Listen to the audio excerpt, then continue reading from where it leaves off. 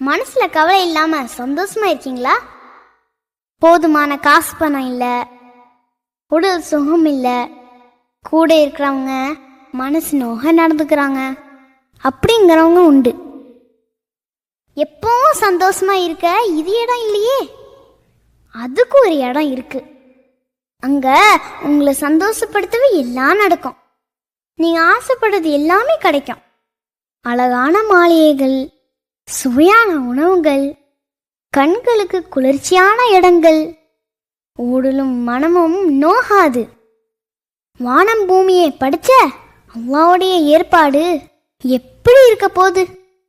அப்படி ஒரு இடத்துல மௌத்தே இல்லாம வாழ்ந்துகிட்டே இருக்கலாம். அப்படிப்பட்ட சொர்க்கம் எல்லாருக்கும் கிடைக்காதே.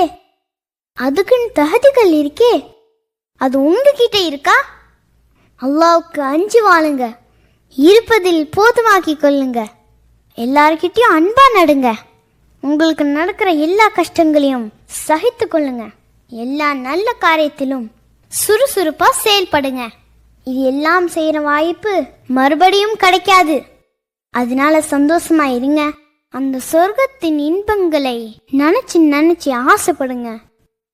இன்னல் முத்தகீன ஃபீ ஜன்னாத்தின் வ உயூன் உத்குலூஹா பிஸலாமின் ஆமினீன்.